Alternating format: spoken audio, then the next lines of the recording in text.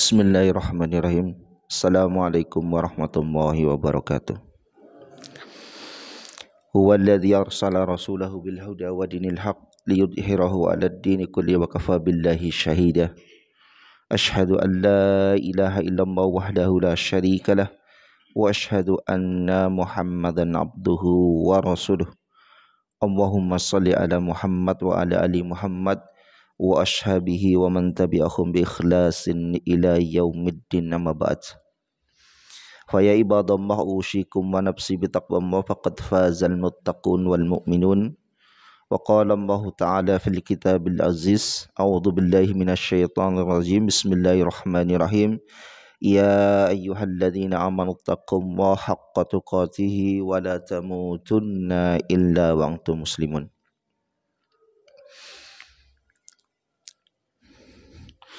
Sesungguhnya ketika kita bisa beramal soleh dan ketika kita nampak soleh di hadapan manusia, sesungguhnya manusia itu tidak akan terlepas dari amal keburukan, termasuk diri saya. Ketika kita nampak soleh di hadapan manusia, sesungguhnya bukan hanya karena amal-amal ibadah dan amal soleh yang telah kita lakukan, tetapi karena Allah menutup aib kita, Jadi sehingga tidak tampak di hadapan manusia. Kalaulah aib itu bisa tampak, sesungguhnya tidak ada manusia yang baik. Jadi mari kita camkan dalam diri pribadi kita, sesungguhnya ketika kita kelihatan baik di mata manusia, itu karena Allah menutup aib kita. Sehingga salah satu doa yang pernah dicontohkan oleh Rasul itu, kita meminta kepada Allah agar Allah menutup aib-aib kita. Bahkan sekelas Asy-Syaikh Nasruddin Al-Albani itu rahimahullah ta'ala, ketika beliau mengisi sebuah taklim atau daurah, kemudian moderatornya itu ketika setelah memberikan muqaddimah, di akhir muqaddimah moderator banyak memuji Syekh, dikarenakan memang keilmuan yang beliau miliki.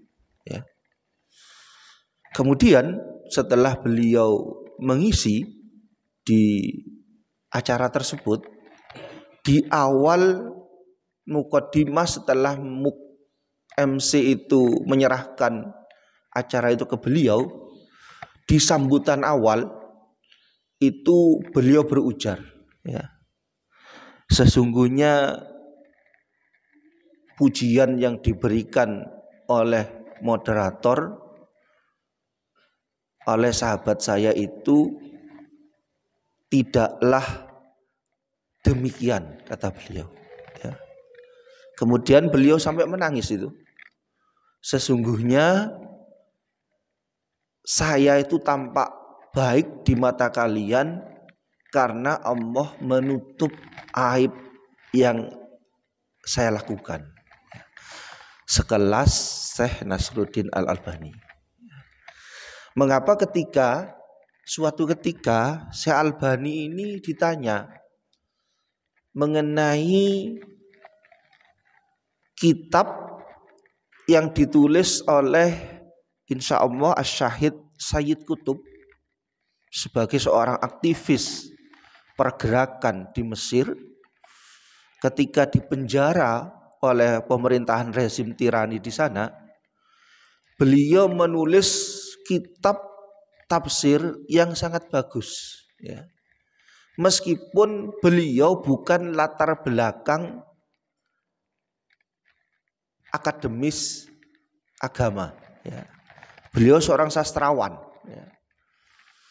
Bahkan Dr. Abdullah Azzam itu menulis di salah satu bukunya kitab yang cukup fenomenal, Cuma di kalangan ahlul ilmi, terutama para pencari ilmu yang hanya bermodal semangat, itu banyak menghina kitab ini, ya.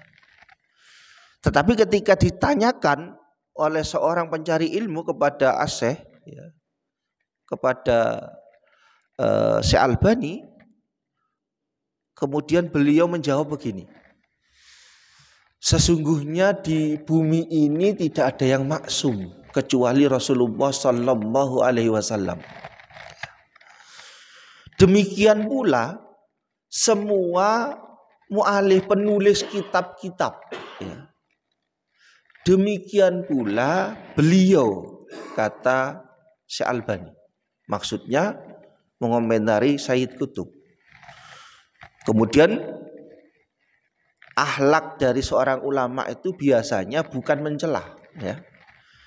Tetapi yang pertama terucap oleh beliau, sesungguhnya di dalam kitab Fidhilalil Quran itu ada makna-makna yang agung yang ditulis oleh beliau ketika di penjara, katanya, ya.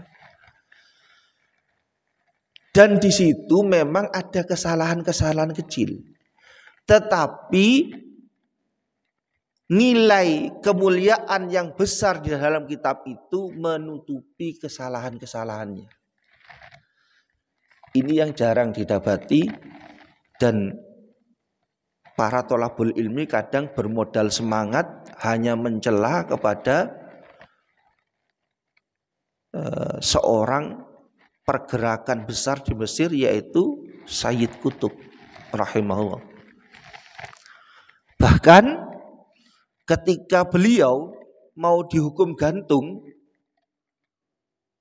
ditanya oleh seorang agamis yang ditunjuk oleh pemerintahan Mesir, ya, untuk menasehati beliau. Wahai Tuan, apakah Tuan tidak akan menarik kembali apa-apa yang ditulis dan apa-apa yang terucap dengan menghina tira pemerintahan ini? Jawabannya cukup mencengangkan pula. Wahai Ustadz, kata beliau, sesungguhnya aku mati karena memperjuangkan dan mempertahankan Islam. Dan Anda hidup karena telah menjual ayat-ayat Allah kepada tirani pemerintahan ini. Coba bayangkan betapa teguh pendirian beliau. Jadi kembali kepada persoalan awal, sesungguhnya keberadaan kita yang kelihatan soleh ini di hadapan manusia bukan karena amal-amal soleh kita. Bukankah kita paham bahwa semua makhluk selain Rasulullah, bahkan Rasulullah pun sesungguhnya itu masuk surga karena rahmat Allah, ya. Bukan karena amal soleh kita. Kita ini hanya berikhtiar, ya. Dan sesungguhnya kita masih diselimuti oleh dosa-dosa, termasuk saya. Jadi karena Allah menutup aib kita. Oleh karena itu, bahkan akhlak seorang muslim itu kepada muslim yang lain juga menutup aib saudaranya. Jadi jangan sampai membuka aib saudaranya, ya. Kadang-kadang kita itu juga sering jatuh pada persoalan ini, ya. Jadi nasihat saya pada pagi hari ini, semoga kita dijauhkan dari sifat buruk, yaitu salah satunya membangga-banggakan amal soleh kita, ya. Bahkan kita merasa paling soleh ketika kita bisa sholat malam, bahkan setiap malamnya, dan kemudian paginya keluar, dan kemudian merasa, oh saya ini sholat malam tadi malam, bahkan bisa setiap hari. Mana mungkin orang bisa melakukan itu? Sesungguhnya sudah terjatuh pada sifat sombong, ya. Hati-hati dengan seperti ini, meskipun tidak terucap, karena pekerjaan hati itu yang tahu diri kita dan Allah Subhanahu wa taala. Maka persoalan hati bukan persoalan yang main-main, ya. Jadi nasihat saya, mari kita bersama-sama berikhtiar sekuat mungkin memperbaiki amal soleh kita, terutama amal hati. Karena amal hati ini cukup berat dan sudah dinasihati oleh para ulama, urusan hati ini adalah urusan yang paling berat, termasuk ketika kita menjalani ibadah untuk seikhlas-ikhlasnya karena Allah Ta'ala, ya. Jadi semoga di sisa-sisa usia kita ini Allah menuntun kepada kebaikan dan melangkahkan kaki untuk berbuat kebajikan. Dan sesungguhnya orang yang terbaik itu orang yang pandai-pandai menghisap dirinya, bukan orang yang menunjuk kepada orang lain bahwa orang lain buruk dan dirinya paling soleh. Subhanaka Allahumma wa bihamdika asyhadu an la ilaha illa anta astaghfiruka wa atubu ilaik. Assalamualaikum warahmatullahi wabarakatuh.